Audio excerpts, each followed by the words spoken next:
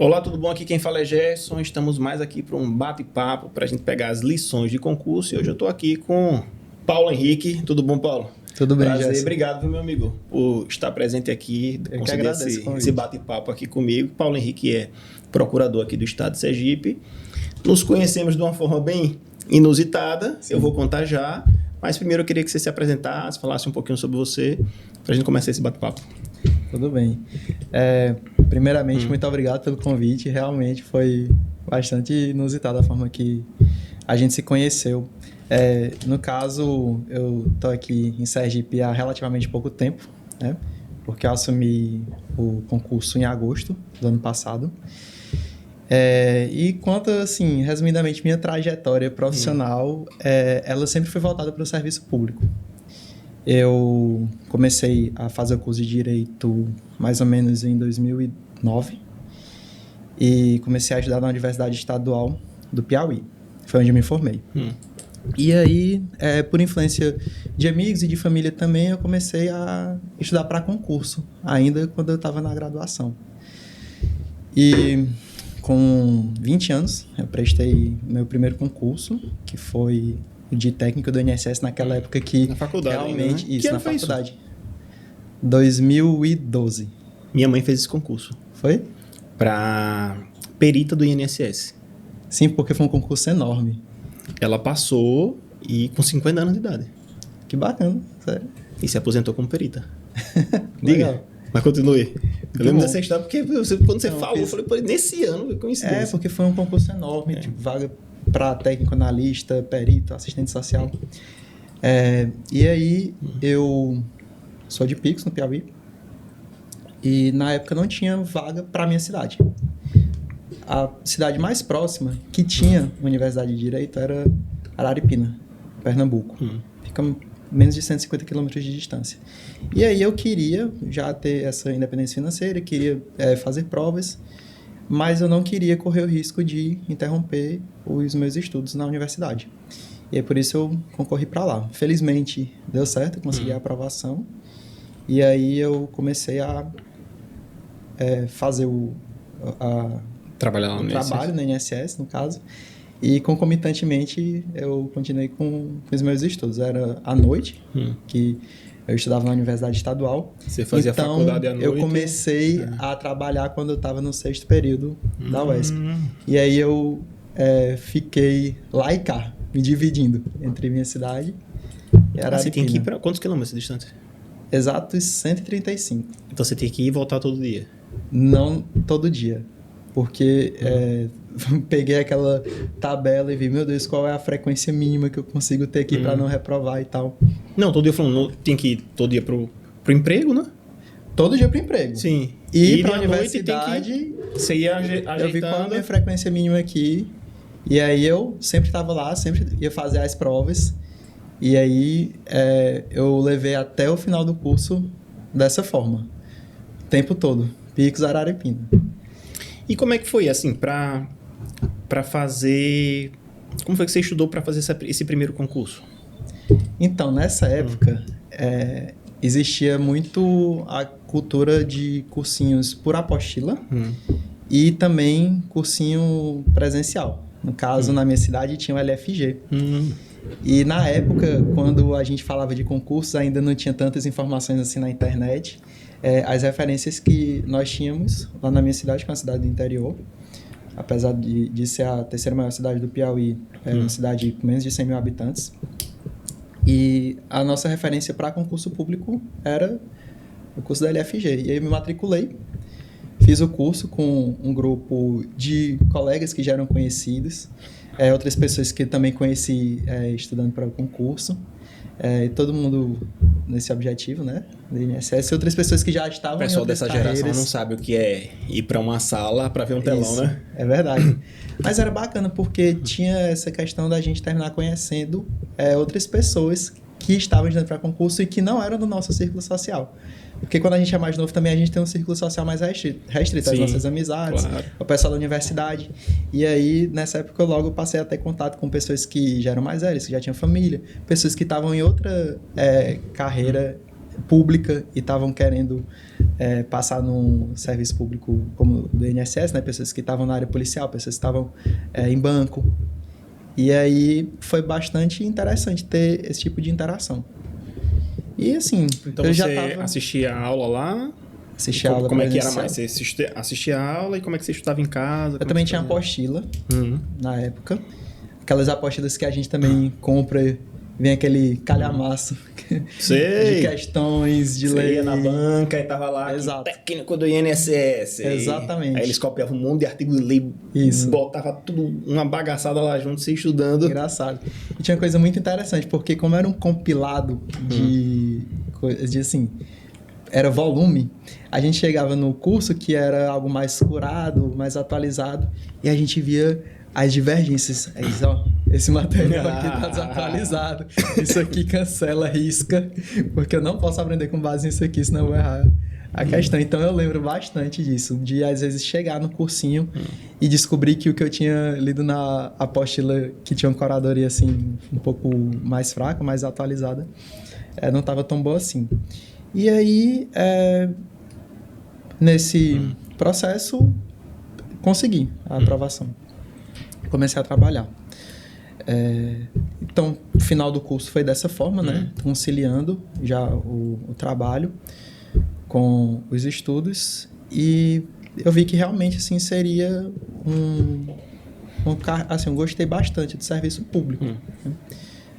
Desde cedo eu acho que eu entendi que existe uma forma, às vezes, muito pejorativa de ver, de se enxergar como é um serviço público, mas quando a gente está lá dentro, que a gente conhece as pessoas, conhece como as coisas têm que ser conduzidas, como a gente está lá para poder servir a população e prestar o melhor tipo de atendimento possível, prestar dar a resposta para aquilo que os cidadãos geralmente estão pedindo para nós, da melhor forma possível, com urbanidade, educação, mas também com muita técnica, muita assertividade. E eu vi que, poxa, isso aqui é algo que eu tranquilamente faria para o resto da vida.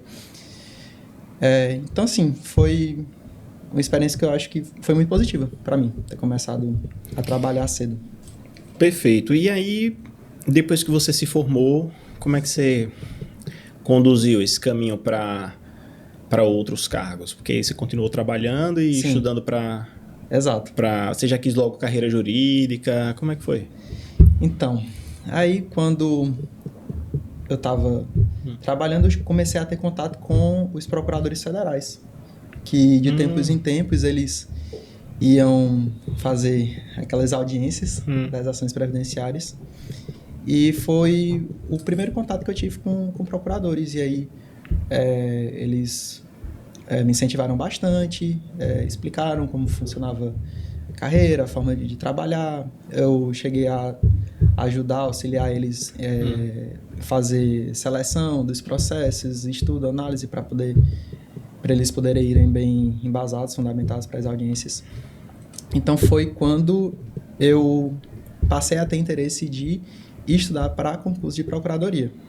Você achou importante esse contato para entender melhor como é que funcionava? Achou que isso foi, assim, válido? Conhecer e conversar com quem é de determinado cargo para você entender como é que é o cargo, como é que é a profissão? Sim, com certeza. Porque nessa época, a gente, pelo menos eu já tinha muito costume de procurar referências na internet.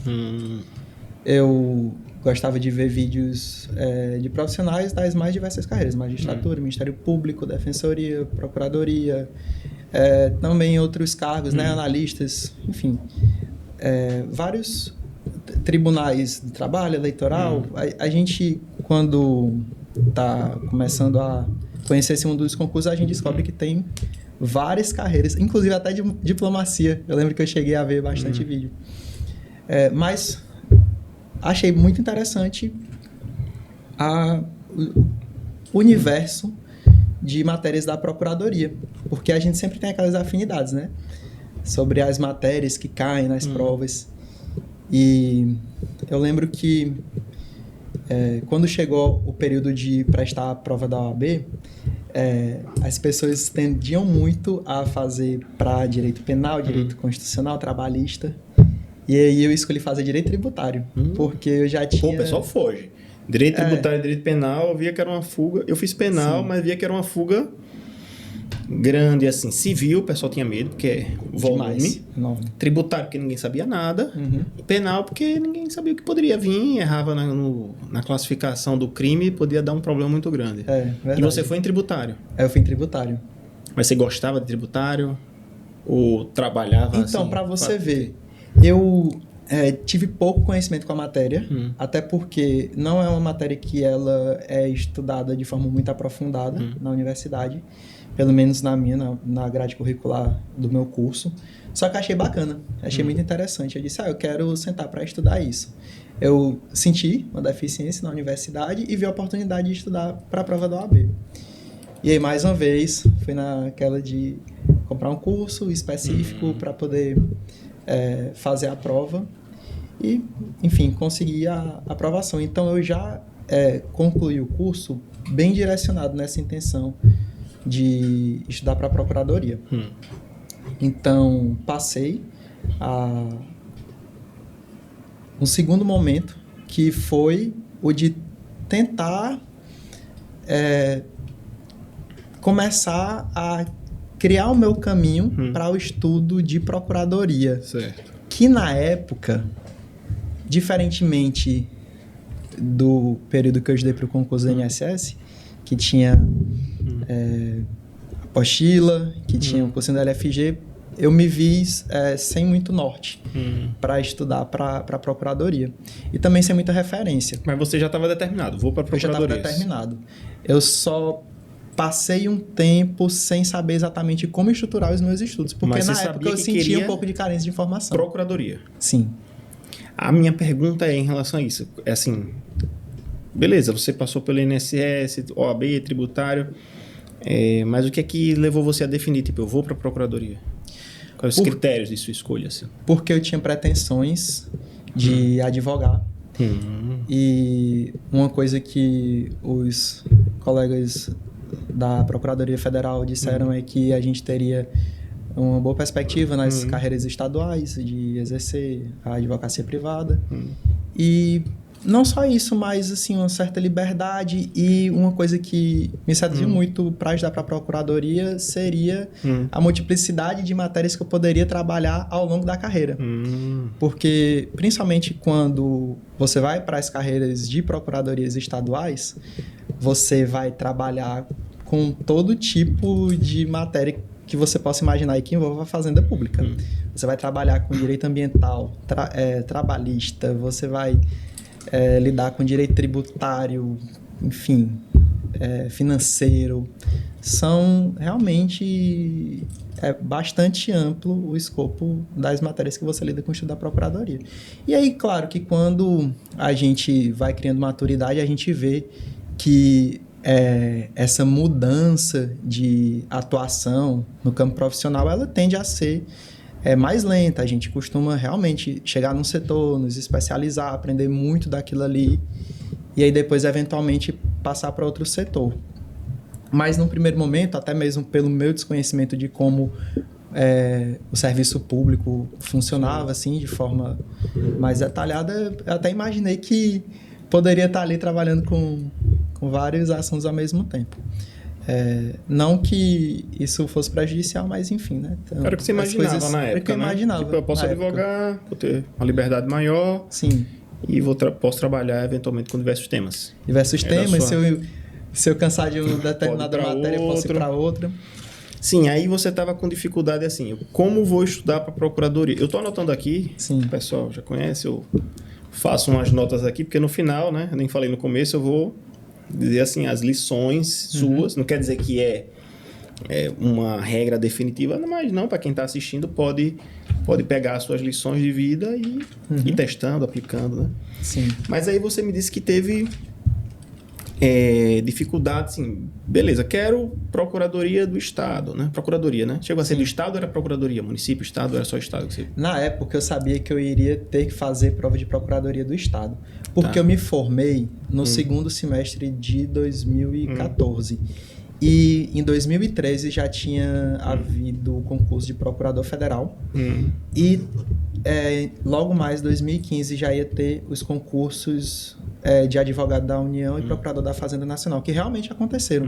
Então, foi muito em cima da minha formatura. Entendi. Então, sabia que, por mais que eu gostaria de, eventualmente, estudar para a carreira de Procuradoria Federal, ia passar um bom tempo até ter o próximo concurso. Né? O que, de fato, aconteceu, porque eles só vieram sair das 3 carreiras agora, no final de 2023. Pouco tempo. Foi... Final de 2023. 18 anos, né? Não, 10 anos. 10, né? 10 anos. 10 anos para procurador federal e mais ou menos 8 2024, anos. Isso. Tá, aí você diz assim, bom, mas como é que eu vou estudar? Os outros você pegou o cursinho e meio que resolveu. Sim. Como foi essa trajetória desse como aí? Quais foram as dificuldades que você enfrentou até você descobrir o modelo de estudo que seria bom para você?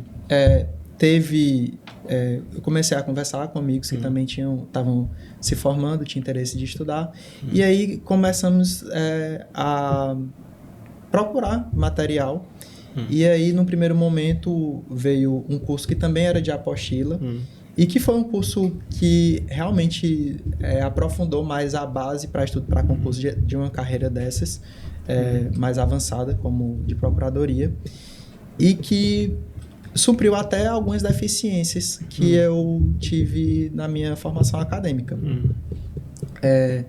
Mas eu passei por um período que eu acho que muitas pessoas que tiveram uma trajetória mais longa no concurso público tiveram, que é de você ficar um pouco incerto de como vai seguir, como vai conduzir seus estudos. Eu lembro que quando eu me formei, comecei também a advogar, atividade que eu também desempenhei concomitantemente, e aí ficava naquela dúvida. Eu vou direcionar as minhas forças mais para estudo, mais para advocacia privada, mais para o meu próprio trabalho, para as minhas atividades. E eu ia até perguntar, isso você no INSS, né? Isso. Sim. E aí, continuei dessa forma. Mas, quando foi mais ou menos em 2017, já depois de 3 anos estudando, vendo que eu tinha uma boa base, fazendo questões de concursos, eu vi que o meu desempenho estava aquém do que eu necessitaria para poder me tornar mais competitivo. Então, assim, realmente como eu já conversei com alguns amigos que passaram uma quantidade de tempo maior para poder conseguir a aprovação. A gente, às vezes, está estudando e acha que está tendo uma preparação que é adequada. Mas, às vezes, a gente não está tendo uma preparação tão adequada assim. E como é que você descobriu que a sua preparação não estava... Fazendo prova. Porque, às vezes, tem gente que chega para mim e diz assim, Gerson, eu tô bem, tô estudando muito, mas quantas questões você está fazendo? Prova? Não tô não. Exato. Eu disse, como é que você sabe que você está bem, né? Exatamente. Você não sabe, né? E aí é uma questão, acho, psicológica, né? Existe um certo conforto de você não se submeter a certos testes, a você fazer uma prova, porque você fica imaginando, na próxima eu vou estar mais preparado, então deixa essa aqui passar. Mas quando a gente vai fazer uma prova, claro que todas as pessoas têm uma realidade financeira diferente, mas para quem tem a oportunidade de fazer uma prova, de submeter uma prova, realmente é muito importante e interessante, porque você começa até a criar quase que um benchmark, né, de quanto você está evoluindo de uma prova para outra. Fazer simulado é importante, é bom. Mas não é a mesma coisa. Mas não é a mesma coisa de você ter uma experiência de prova. Tudo que era a prova que eu podia fazer, eu ia fazer. Então. Naquela época tinha um Mastercard Surpreenda. Aí comprava um, ganhava outro. Aí eu comprava com um amigo meu e a gente viajava junto, dividia, né? E dava hospedagem e avião. Não, e pra mim... saía viajando o Brasil todo pra fazer prova. Pra mim era muito cômodo dizer assim, não vou fazer essa prova e não compensa, porque eu morava no interior do Piauí. Então, para eu poder ir para a capital, eram 300 quilômetros de carro. Você me disse que só para chegar na capital já era distante? 300 quilômetros. Aí chega... Pega um avião. Os voos para Teresina não são dos melhores e também não são dos mais em conta. Então, realmente, fazer uma prova, sair de casa para fazer uma prova, para quem mora no interior, eu acho que ainda tem um componente de dificuldade a mais. Sim. Porque tem a questão de custo, tempo, a ida é mais longa, a volta é mais cansativa. Mas, enfim, passei. essa fase do medo de prova. E foi quando eu realmente consegui ver exatamente em que momento eu estava na minha fase de preparação para concurso. E aí foi quando eu sentei de novo, reavaliei, vi tudo que eu estava fazendo, peguei o meu desempenho nas provas e vi onde eu estava errando mais, se era letra de lei, se era jurisprudência, se era doutrina, e comecei realmente a fazer uma análise das minhas deficiências. E foi quando eu descobri que eu não era tão bom nas coisas que eu achava que eu era. Coincidentemente, nesse tempo, eu também passei a fazer um outro curso de PDF, no caso. Que eu até menciono esse aqui porque realmente, para mim, foi um divisor de águas. Foi o curso do PP Concursos. PP Concursos? Ele é bastante conhecido para quem estuda para procuradorias. Eles não se limitam apenas a concursos para procuradorias, mas eles são bastante especializados nessa área. E aí, refiz uma base uma base de uma forma muito mais sólida, e aí comecei a ter desempenhos em questões muito maior, passei a treinar com mais frequência e mais rotina escrita, prova subjetiva, e foi quando eu comecei a realmente ter um ganho de qualidade. E aí teve aquele período da pandemia, que as provas ficaram suspensas, e quando voltou a ter prova, voltou a ter num ritmo, assim, muito acelerado.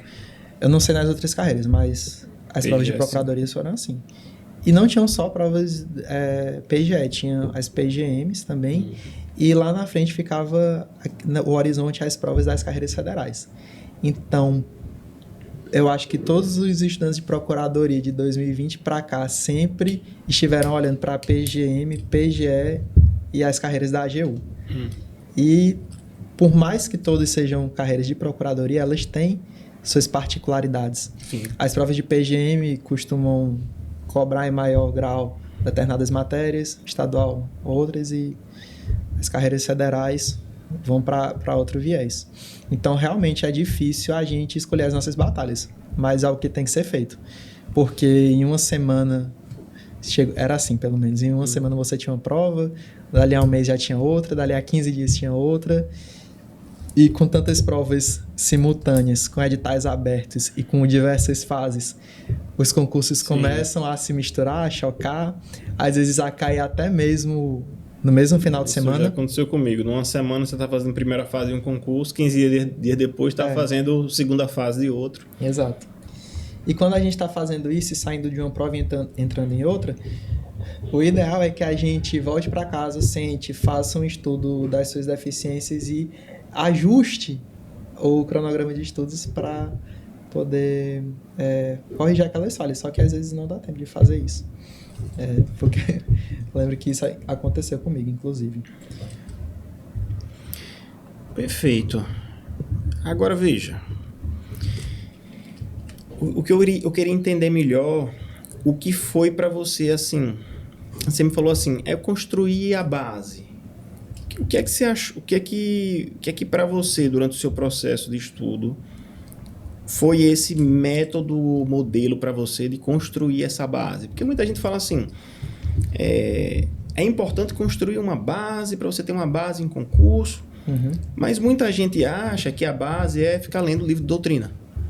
Então a base é ficar lendo livro de doutrina. Tem essa percepção que eu vejo nos alunos. E para mim, a base é ter um conhecimento sólido do conteúdo, mas não envolvendo necessariamente só a doutrina. Você ter a capacidade de conseguir entender os institutos e resolver as questões. Eu queria saber como é que foi essa construção de base para você, assim, como é que você organizava, dividia o seu tempo e como é que você percebeu essa evolução depois que você percebeu essa análise que você fez de deficiências. Sim.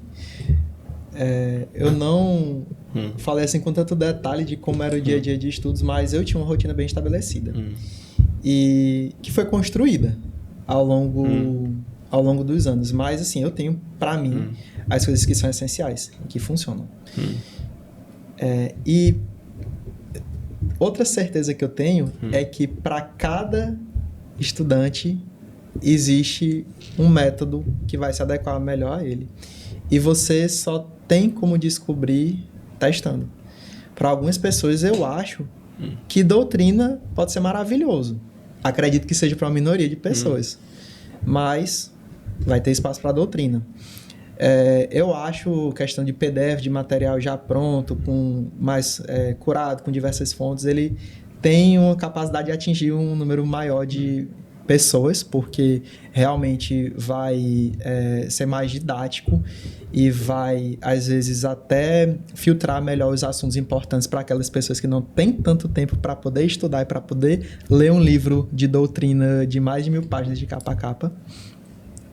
Como também eu sei que tem pessoas que conseguiram atingir resultados absurdos apenas lendo lei seca.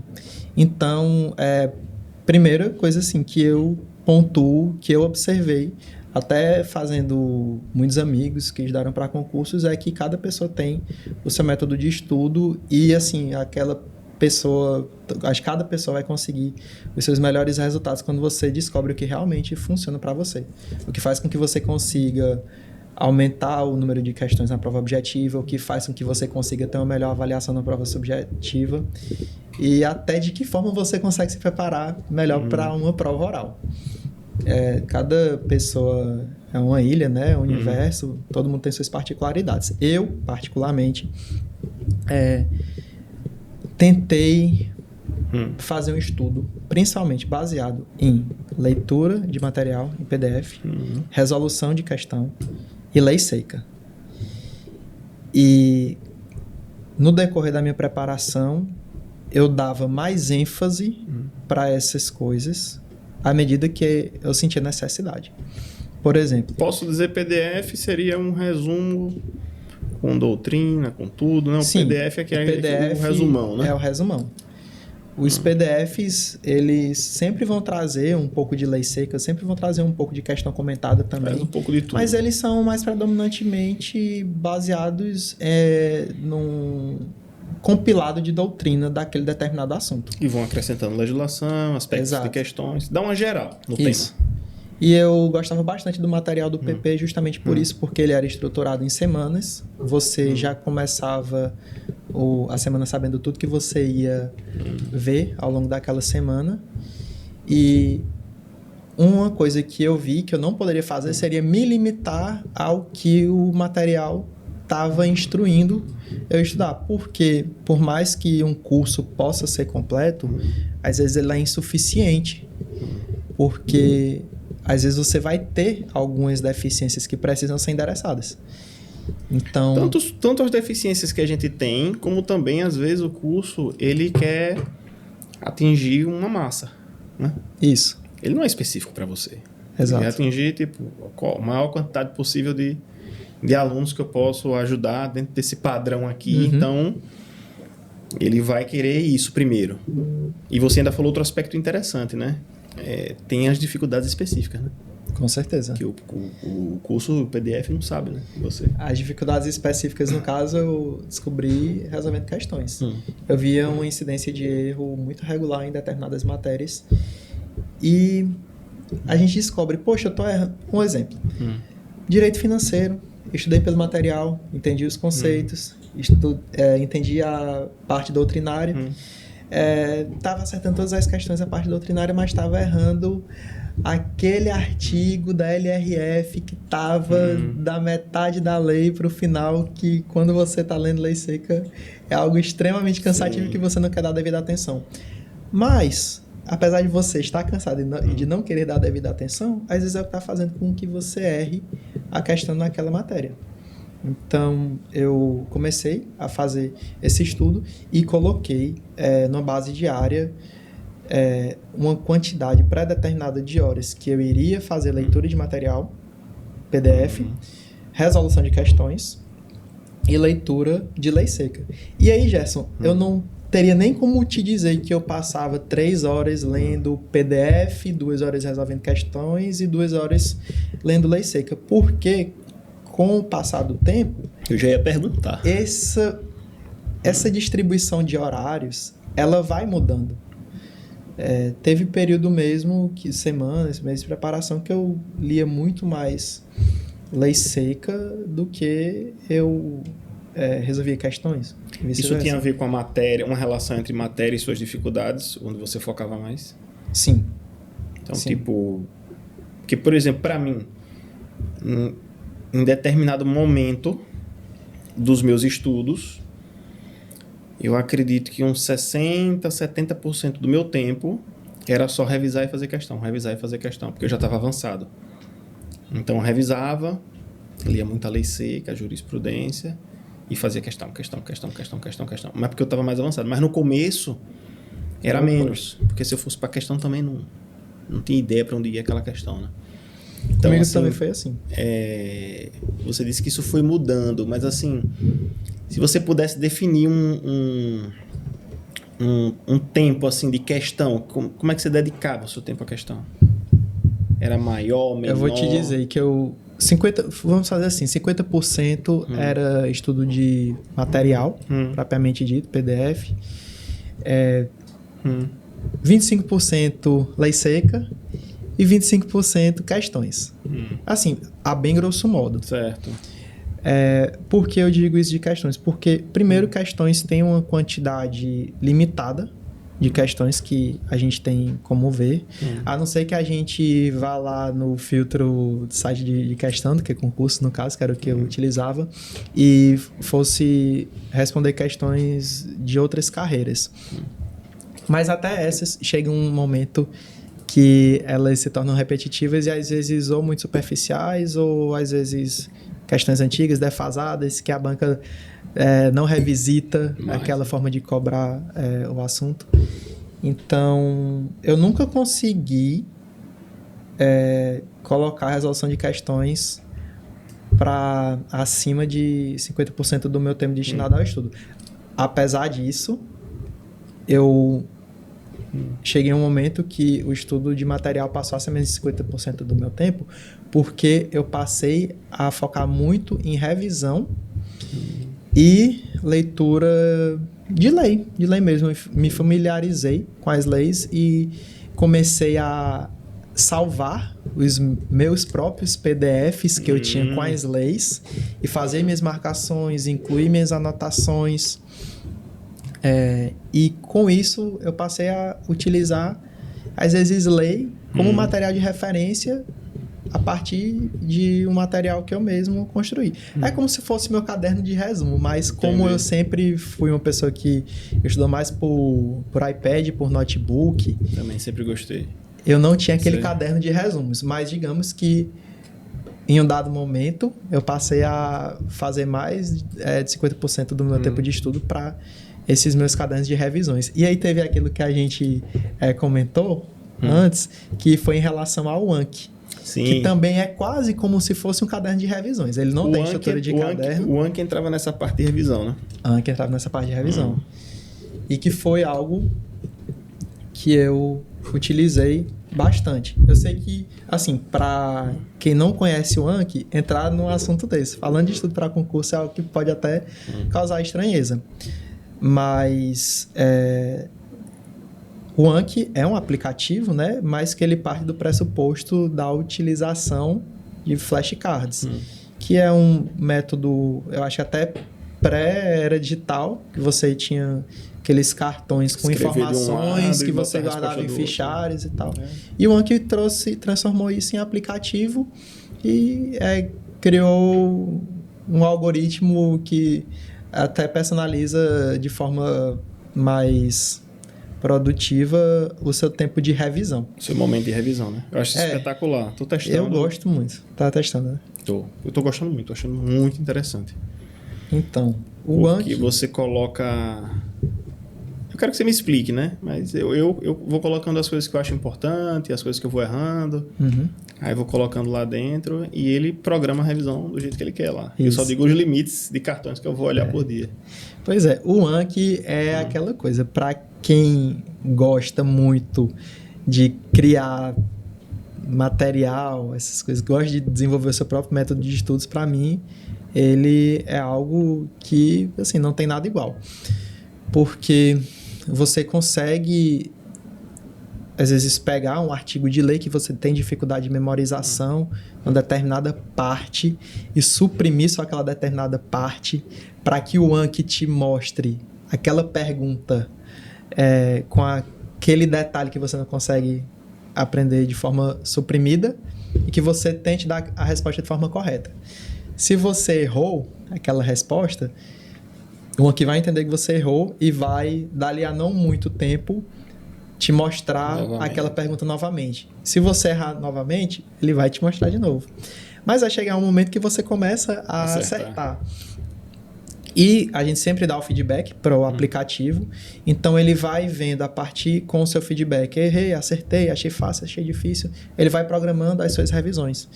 Então, para quem utiliza o Anki, você, enquanto utiliza o Anki, deixa de ter aquela voluntariedade de decidir quando você vai rever aquele assunto. O próprio Anki vai programar as suas revisões. Eu acho isso espetacular. Porque o algoritmo dele, ele tem um algoritmo que vai colocando o momento exato para você revisar, né? Verdade.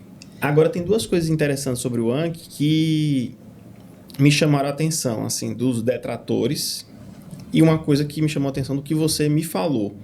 A primeira dos detratores, assim, que não gostam de Anki, que é tempo para poder fazer os cartões. E a segunda que é, tipo, quando você vai fazendo muito cartão, a pessoa fica com um volume de tanto cartão para revisar que ela fica enlouquecida com aquilo e larga. E você me falou, eu queria que você comentasse sobre isso, esse primeiro tópico, e você também falou algo que eu achei espetacular em relação ao aprendizado. Porque eu até falei, não, mas qual a diferença disso em resolver questão, por exemplo, de certo e errado? Aí você disse, não. O Anki tem 3 camadas de aprendizado. Isso. E essas 3 camadas eu achei muito interessante, porque tem o certo e errado, que você cria, de acordo com suas dificuldades. Tem esse de completar, você precisa lembrar aquela informação ali. E tem o outro de pergunta aberta. Exato. Que tem lá o conceito, você precisa conceituar e lembrar.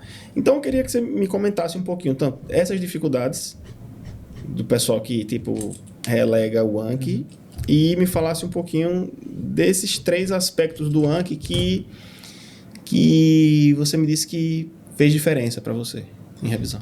Sim. Olha, primeiro em relação a essas pessoas que elas têm dificuldade em utilizar o Anki, assim, eu dou certo crédito a elas, porque quem está querendo estudar para concurso, geralmente hoje quer buscar um método que já está pré-pronto, pré-fabricado, que já lhe dá as suas metas estipuladas e que você apenas tem que seguir elas. Às vezes as pessoas lhe vendem uma fórmula e você apenas tem que segui-las. Tem muitas pessoas que querem isso, assim.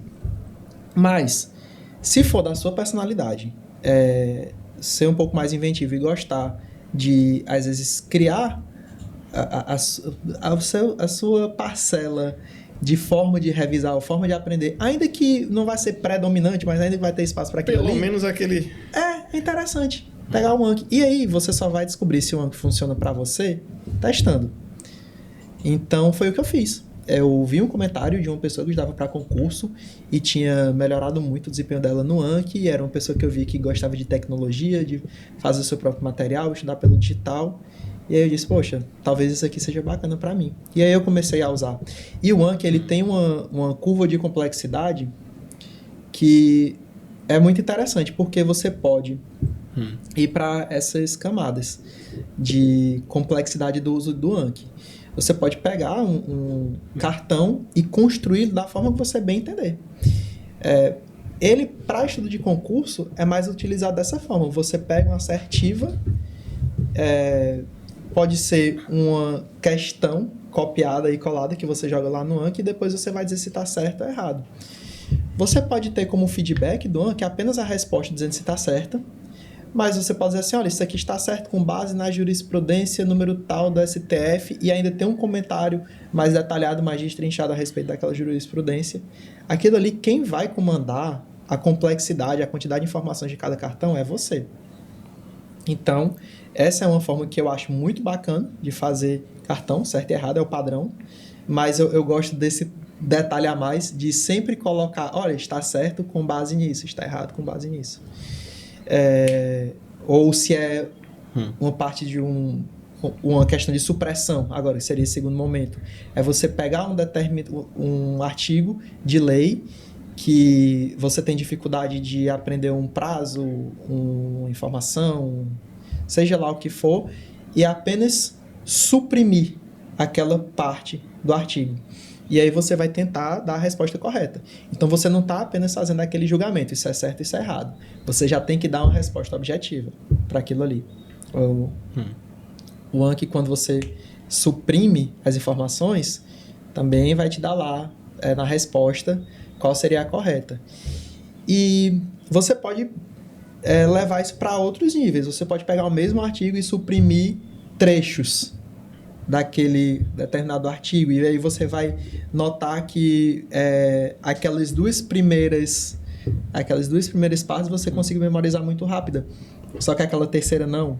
E como os cartões eles individualizam o seu nível de acerto daquelas respostas, ele vai dizer assim, olha, esses dois primeiros trechos, esses dois primeiros incisos desse artigo, ele já consegue memorizar bem, então eu não vou ficar mostrando mais para ele. Esse terceiro, ele está com mais dificuldade.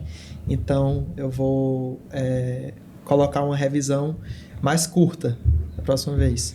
Então, essa é a parte da supressão. Também gosto muito, pelo menos para provas objetivas, acho maravilhoso. E a terceira parte, essa questão de fazer perguntas abertas mesmo. Porque às vezes nós que estamos estudando para concurso e sempre pensando naquele primeiro momento da resolução de prova objetiva, a gente fica com aquela mentalidade de ler aquilo e julgar se está certo, se está errado. Mas e se fizer a pergunta se você fizer uma pergunta, me explique, você conceitue. Conceitue. E não que a gente não deva pensar que é desnecessário aprender conceito, porque não é assim que as provas objetivas vêm. Não, pelo contrário. Utilizando o Anki, eu acho que eu percebi que às vezes mais fácil você terminar aprendendo algo decoreba entendendo aquilo ali. E às vezes quando eu notava que alguns assuntos eram bons dessa forma, de aprender, eu fazia um cartão daqueles. Por exemplo, métodos de interpretação da Constituição. A gente tenta, pelo menos eu conversando com alguns amigos, tentar decorar. Tenho que decorar qual é esse método, o que é que ele diz e quem foi o doutrinador que criou essa teoria. E eu sempre tentava memorizar. E eu errava questão.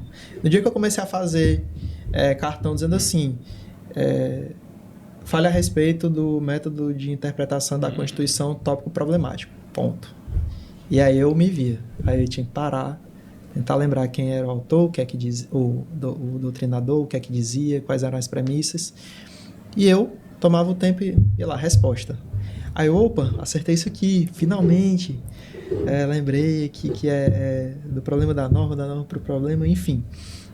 E você começa a até ter algo do estudo como menos monótono, porque realmente passa a ser algo mais dialético. Principalmente para quem estuda sozinho. Eu acho super... Parece um jogo. Isso. Parece um jogo. E na hora de fazer as questões, eu fico resolvendo questões assim e... Sempre estou resolvendo questão, né? De concurso. Você meio que nunca para, né? Uhum. Não no mesmo volume, como antigamente, mas eu fico resolvendo. E aí, quando eu erro uma questão, eu pego a parte que eu errei e coloco como certo e errado no Anki. Uhum. Só que aquela questão e aqueles itens podem levar a conceitos, podem levar a artigos de lei, pode levar a súmulas e pode levar a decisões judiciais. Aí os conceitos, artigo-lei, súmulas e decisões judiciais, o que é que eu faço? Eu vejo onde é que dá para encaixar aquelas lacunas. Então eu jogo lá o artigo e boto umas lacunas para eu lembrar. Porque aquele artigo está relacionado com aquilo que eu errei. Preciso saber tudo. E por exemplo, tem um conceito. Aí eu coloco o trecho e pergunto, que conceito é esse? Ou então o oposto, que tem aquele até cartão reverso, né? Você bota o conceito e tem o... Exato. E o outro é tipo, tem o conteúdo e você tem que lembrar o conceito. Aí já é um segundo nível de utilização do Anki. Já é um nível um pouco mais avançado. Então, assim, eu já criei 3 tipos de cartão, de um erro só. E você gera um aprendizado ao redor de tudo aquilo que... Não só aquele ponto específico que você errou, é o que você errou, que está ao redor do que você errou, né? E Exato. coisas que você pode criar ali com o mesmo caminho. Até porque com o tempo você vem entendendo como é que funciona Isso. a banca. E, por exemplo, quando eu fazia concurso de FCC, ela cobrava muito legislação. E trocava só as palavrinhas. Então, a minha vida era ficar olhando, essa palavra aqui pode ser que ela cobre. Então, marcava. Eu queria até prever as que ela poderia cobrar. E o Anki dá para fazer isso sem precisar. Isso. Para você se testar depois, né? Porque Verdade. quando você olha, você já vê a resposta, né? Mas no Anki, não. Você pode... E é personalizada para você, né? Eu achei isso muito legal. Tanto é que tem umas ferramentas mais avançadas de uso do Anki, que ele, até onde eu sei, é um programa de código aberto, então os desenvolvedores podem criar funcionalidades a mais para ele. Os Z11. Inclusive, tem um que eu utilizava bastante, que é o Image Occlusion, que você pode fazer um upload de uma imagem, sei lá, eu tirei o print aqui de uma tabela, e eu quero aprender essa tabela. Ela seria uma ótima forma de memorizar essas informações necessárias para fazer a prova. Então, você tem aqui, né, as colunas e as linhas, e você pode criar um retângulo, um tipo círculo, você pode apagar. Exato. Você pode suprimir aquilo no Anki. E aí você pode criar, Gerson, várias supressões. Então, se eu pego uma tabela e eu crio aqui 5 supressões, o Anki automaticamente já vai criar 5 cartões para mim. E aí, volta para aquela questão da revisão. Você pode aprender aquelas 3 ali muito rápido e aquelas duas você vai ter mais dificuldade. Então, eu usava bastante. Às vezes eu estava no PDF, aí eu via aquela coisa esquematizada, aquela tabela. Eu dizia, poxa, que massa, essa tabela aqui é muito boa. Tabela, né? Eu queria gravar essa tabela na minha mente. Eu jogava pro Anki e fazia eu vi uma tabela de assim, imagem. recentemente, tabela de juros moratórios e correção monetária. Sim. Dano moral, violação extracontratual, ato ilícito. Cada um começa a contar do momento do dano, do arbitramento, se for líquido, pô, uma tabelinha. Se eu te disser que eu tenho certeza que eu tenho um cartão de Anki com essa tabela, eu tenho certeza que eu tenho. E outra coisa, você repete tanto que uma hora acaba, você não tem como não. Sim. Dano moral, do arbitramento, aí o outro, do ato ilícito, da ocorrência do dano, É interessante, assim, você começa a memorizar. Agora veja. Então só um comentário, Gerson. Aí você me perguntou, né, das pessoas que elas têm essa dificuldade ou têm esse receio de utilizar o Anki. Eu acho que a gente tem tempo para tudo. Se você quer utilizar o Anki, mas tem medo daquilo ali tomar muito tempo, estabelece 1 hora, 2 por dia, o que for, para você utilizar aquilo. A gente sempre escolhe. A gente sempre vai escolher como a gente vai utilizar o tempo da gente. Então, se você tem tempo e disponibilidade para poder doar um pouco da sua preparação para estudo para algo que pode funcionar para você, por que não? Se não serviu para você, não tem problema. Você abandona, segue o jogo e continua utilizando o que for mais interessante para você. Enfim, o que eu posso falar da minha experiência é que foi ótimo eu ter me dado a oportunidade de conhecer um método de estudos que é pouco convencional, mas que, assim, com certeza ajudou bastante no meu aprendizado e na melhoria do meu desempenho em provas. E, no final das contas, ainda aprendeu a eu criar certos processos mentais de aprendizado que são melhores e que servem não só para concurso, mas para outros campos de estudo também. É muito interessante, serve para tudo. Eu só fui... Assim, durante a minha preparação para concurso, eu não sabia nem que existia. Fui conhecer depois por um amigo meu, não dei muita importância, é um amigo professor de inglês, Mário Vergara. Ele só falava disso, o Anki. Yankee nada, tá louco essa história de Anki. Vai decorar o inglês todo com Anki, você vai saber o vocabulário todo. Yankee nada. E passou um tempo, passou. E eu parei para prestar atenção, de uns 2 meses para cá, e aí estou achando muito interessante para revisão. Muito, muito interessante. Mas veja, aí a gente chega num ponto, né? Você passou por todo esse processo e em um momento o negócio engrenou. Chegou um momento que você chegou num nível que é só uma questão de tempo e do concurso para passar. Eu acho que com todo mundo é assim. Mas se você pudesse me dizer, assim, a sua maior angústia ou dificuldade durante todo o seu período de concurso, o que é que você diria? Tipo, a maior angústia, a maior dificuldade, depois você bota no top 1 assim.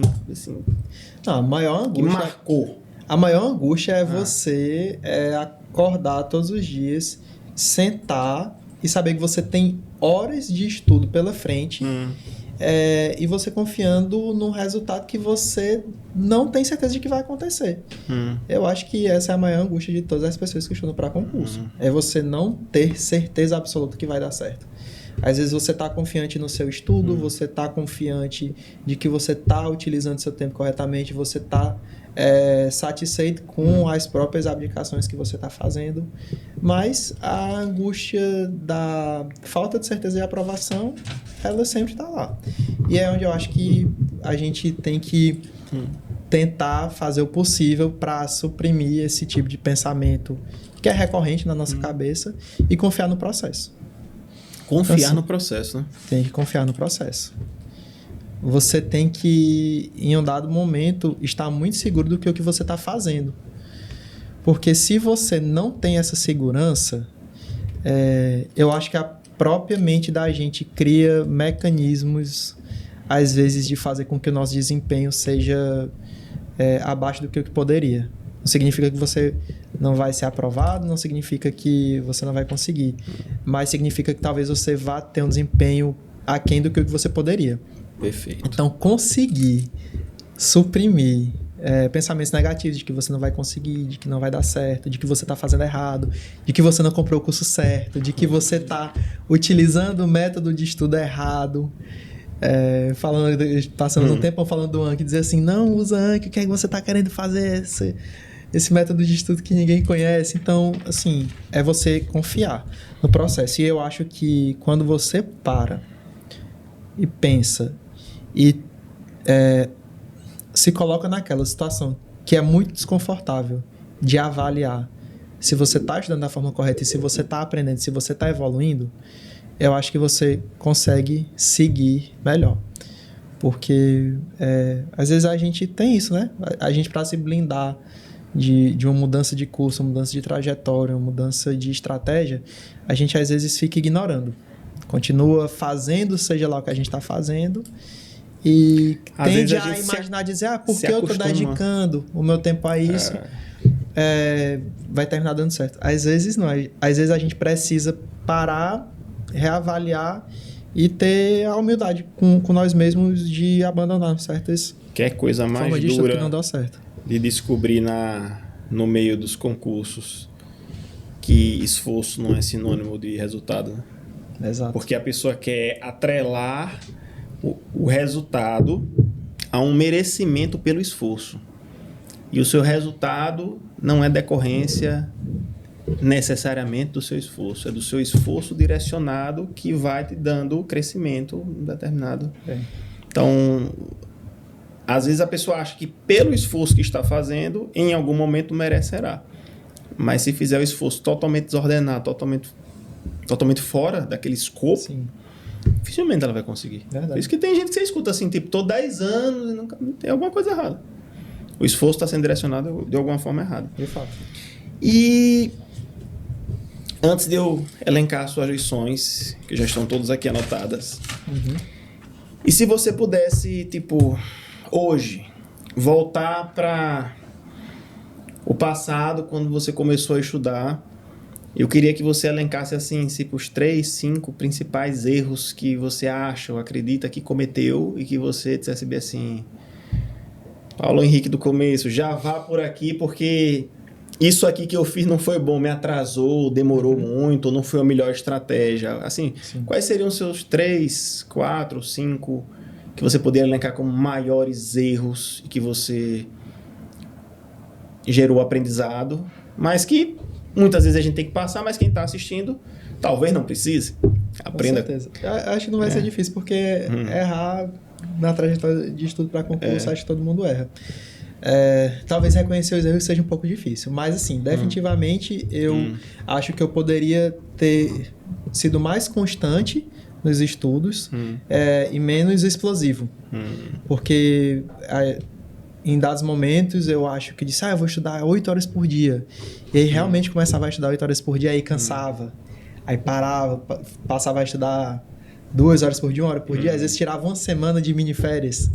E com o passar do tempo, eu observei que era melhor eu ter constância. Não estudar tantas horas por dia, nem tão poucas. Mas ter uma quantidade regular de horário de estudo durante o dia. Esse foi um erro. Segundo erro, demorar para fazer a minha autoavaliação de desempenho. Descobrir as minhas falhas. Certo. Eu posso dar como exemplo o estudo de lei seca. Estudo de lei seca, eu parei para eu entender que estava sendo um dos maiores percentuais de erro em questões para mim quando eu fui avaliar estatisticamente dentro daquela prova objetiva quantas questões eu tinha errado e vi que a maioria esmagadora delas estavam na letra pura da lei. Perfeito. Então, essa avaliação... Isso foi uma alegria quando eu descobri que um monte de questão era da lei seca. Eu ficava lendo os livros. Eu também. Mas, meu Deus do céu, eu sei mais ou menos isso, vi em algum lugar, mas não era exatamente assim. Por que eu tô errando isso? É porque estava copiado da lei seca, ele trocava alguns detalhes, eu não sabia. Com certeza. Um terceiro Mais erro... algum? Não, com certeza tem erros, coisas que foi mudando ao longo do curso, mas assim, eu poderia dizer que ter aderência a uma multiplicidade de fontes de estudo, PDF, doutrina, jurisprudência e lei seca. Eu estou falando isso porque em determinados momentos eu já coloquei na minha cabeça de dizer assim, eu não vou ler lei seca agora, porque não está no momento. Eu não preciso ler lei seca agora, eu estou precisando melhorar minha base doutrinária, minha base de jurisprudência e vice-versa. Então, assim, excluir certas fontes de conteúdo dos estudos. Então, sempre ter equilíbrio. Sempre estudar em maior ou menor grau doutrina, jurisprudência, lei seca e resolução de questões / revisão. Perfeito. Eu acho que se eu tirasse esses erros, e eu acho que se for fazer uma inversão lógica desses erros e dizer quais seriam os meus acertos, seria ter confiança no processo, constância. Acho que constância acima de tudo. E fazer autoavaliação regular para descobrir onde estão seus erros, para melhorar e não excluir uma fonte. Mesmo que estude menos, estudar todas as fontes. Posso ir para as suas lições? Agora é a parte mais legal. São as lições. Eu vou falar o que eu anotei em forma de lições e você vai dizer, Gerson, é isso mesmo. Essa é a minha lição que eu daria. Momento lições agora. Lições de Paulo Henrique, PGE. Tem que entender até minha letra agora, viu? O que foi que eu escrevi aqui, rapaz? Processos. Sim. Lição número 1. Procure referências dos cargos que você deseja para descobrir onde é que você tem mais afinidade. Exatamente. E escolher melhor o cargo. Lição número 1. Inclusive, eu até lembrei de uma frase. Com certeza não é exatamente essa, mas pelo menos parecida com isso. para quem não sabe onde quer chegar, qualquer caminho serve. Eu acho que é de... Lewis Carroll. Pequeno Príncipe ou Alice no País das Alice Maravilhas, Maravilhas, né? Essa frase é famosíssima. Segundo, ao escolher a procuradoria, porque tinha... Esse aqui não, lição não. Vamos pro próximo. Segundo, analise suas deficiências por meio de provas e questões para saber onde você vai precisar melhorar. Com certeza. Segundo. Terceiro, descubra o que funciona melhor para você testando os métodos de estudo. Teste e descubra o que funciona melhor. Não tenha medo de testar. Não tenha medo de testar. Quarto, método de estudo. PDF, com um resumão, a base, né? Questões e lei seca. Se for o que melhor funcionar para você, sem sombra de dúvidas. Eu tô dizendo que é o seu, não tô dizendo que Pra mim, sim. Eu tô dizendo que é o seu, aqui é o seu. Pra mim, sim, com certeza. Tô no quê? No quarto? Terceiro ou quarto? Tava em qual? Vou pro quarto agora? Quarto. Não se limite ao material do curso. Vá além onde você tem dificuldade. Sem sombra de dúvidas. Perfeito. Distribuição do tempo. 5 agora, né? 5. 50% os materiais, o PDF, 25% lei seca e revisão e 25% questões. Mas pode variar ao longo da trajetória. Vai variando. De preferência. Né? Concorda com esse? Concordo. Sexto agora? Sexto. Crie seus PDFs com marcações nos artigos de lei. Ou seja, marque os seus artigos mais importantes para revisar depois. E se puder fazer anotações do seu entendimento da lei. Do lado, perfeito. Eu anotava do lado, botava asterisco, botava CESP, FCC. Quando eu queria escrever muito, eu criava uma nota para eu poder expandir. Você coisava, né? É porque eu grampeava. Seria o equivalente a isso. Eu grampeava, Sétimo, teste o Anki para revisão. Foi importante. Teste, né? Teste, pelo menos teste, né? Temos mais 2 aqui. Oitavo, confie no processo. Com certeza. Confie no seu processo de estudo. E o último, é o oitavo agora? Nono. Seja constante nos seus estudos.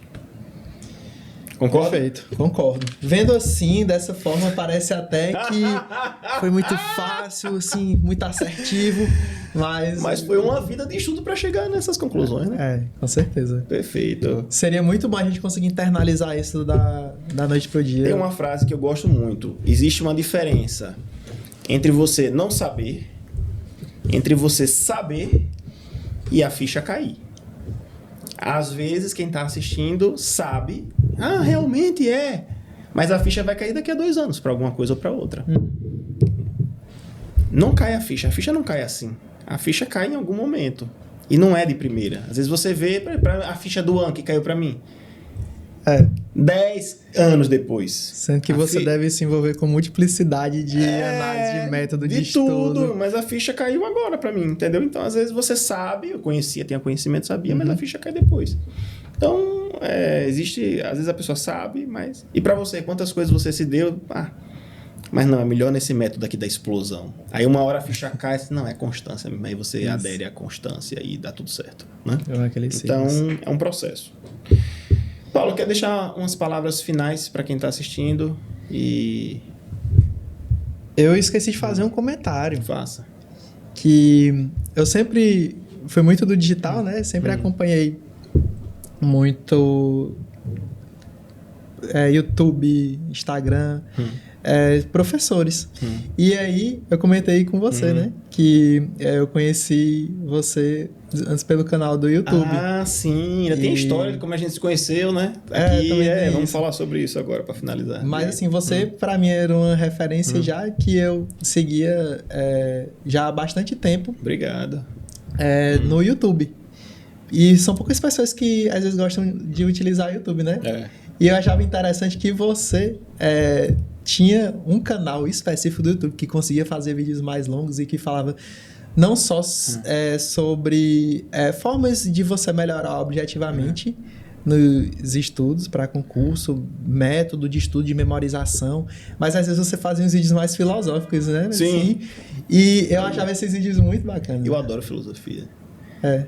Eu leio, gosto muito. Então, E eu tinha, então, essas duas referências. Que bom. Prévias.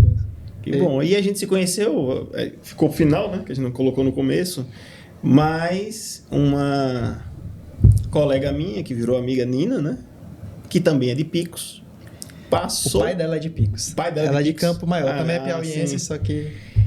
Passou aqui, defensora aqui, eu estava conversando com ela e ela disse bem assim, tem um amigo meu que passou na PGE e está comprando um apartamento e vai comprar um apartamento, aí falou o local. Eu disse, que coincidência, meu primo está vendendo um apartamento nessa mesma região aí e acabou de vender, e ele disse que vendeu para um procurador. Aí ela, será que foi Paulo Henrique?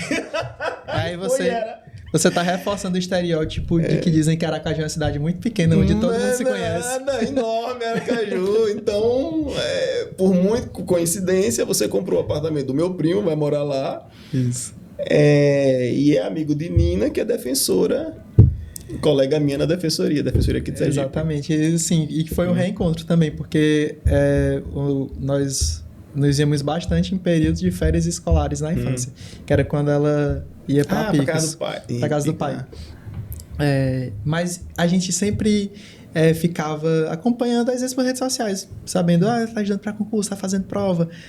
Paulo Henrique tá fazendo prova. Ela sabia que, às vezes, fazia prova para carreira de procuradoria, eu sabia que ela fazia predominantemente para defensoria. E aí... Vocês iam se comunicando. A gente, inclusive, chegou a se encontrar no aeroporto em São Paulo. Eu acho que eu estava indo para Santa Catarina para a prova da PGE e ela estava chegando em São Paulo para fazer a defensoria de lá. E eu lembro até que estávamos de máscara porque era o período ainda de pandemia. E aí, nos encontramos aqui. E agora, vamos conviver aqui do lado, né? Exato. Aracaju não tem nada longe, né? Tudo perto. Paulo, obrigado mais uma vez. Eu que agradeço. Excelente o bate-papo. Muito obrigado. Obrigado a você. Pessoal, então finalizamos mais um bate-papo aqui, lições de concurso, e as lições de Paulo Henrique eu vou deixar aqui embaixo no YouTube. Um grande abraço e até a próxima.